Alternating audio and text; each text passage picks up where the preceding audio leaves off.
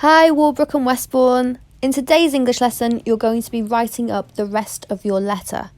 So for this, I'm going to read on from where we left yesterday.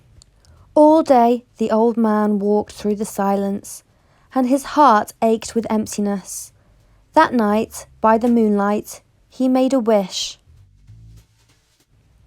In the morning, the old man woke to the sound of birdsong. The visitor had returned, and with him his mate. The birds dropped seeds from their beaks. Soon green shoots broke through the earth. Time passed. Soon the song of birds mingled with the buzzing of insects and the rustle of leaves. Small creatures appeared, creeping amongst the jungle of trees. Wild animals slipped through the green shadows. There was once a forest, near nowhere and close to forgotten, that was filled with all the things that everyone wanted. And in the middle was a small house, and an old man who had toucans, tree frogs, and tigers in his garden. In the next paragraph of your letter, you're going to be telling your friend about the events that happened. What happened next? The resolution. You made a wish. There's a few parts that you need to include in this part of your letter. Number 1, the wish. You need to explain to your friend that you made a special wish. Talk about the experience of the bird and its mate coming back. How would this make you feel as the old man? He must have been so disappointed when the bird left him at first. How would he feel to finally see it again? 3. Talk about the contrast between the tin animals that you saw and the real animals. How did you first spot a real animal? How did you see it? What did it look like? And how could you tell the difference between the tin tiger and the real one? Use your work from Tuesday and Wednesday to support this part of the writing. Think about how the old man would feel. His dream has come true. You need to talk about that.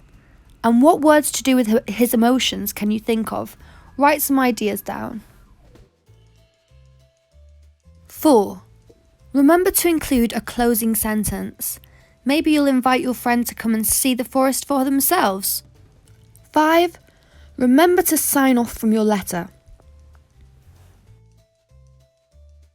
So far, you should have an introduction for your letter. Something like this. I have some incredibly exciting news to tell you about since my last letter. You will not believe what you're about to read. And you should also have a build-up. Something like this. I came up with an idea. I made flowers and trees out of old bits of metal. It tidied the place up a bit, and it definitely looked better than before. Then, the next day, a small bird appeared. I fed it bits of my sandwich, and it perched up in the branches of my tin tree. But the next day, it was gone.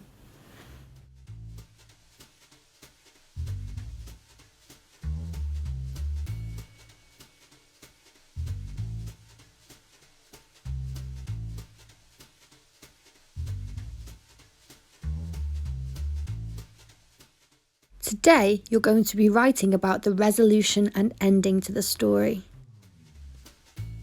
You could start this paragraph with something like this.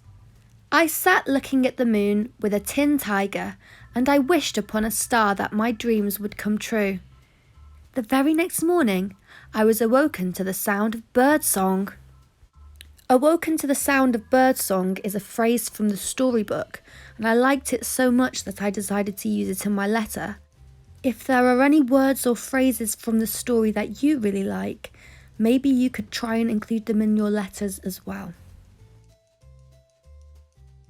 Here's the next part of my letter for you to take some ideas from. The little bird had come back, and he brought his mate. Things just got more bizarre and magnificent after that. I saw Tin Tiger over by some tin trees. His shiny, cold metal was reflecting in the sunlight. But I noticed a flicker of orange and black. Your independent task for this lesson is to write the rest of your letter. Remember to include all the things that we talked about: the wish, the arrival of the bird and his mate. Talk about the contrast between the tin animals and the real animals, and remember to use your work from Tuesday and Wednesday to support with that. Remember to include a closing line for your letter, and remember to sign your letter off with the name of the old man. Once you've finished, check your letter and complete your edit.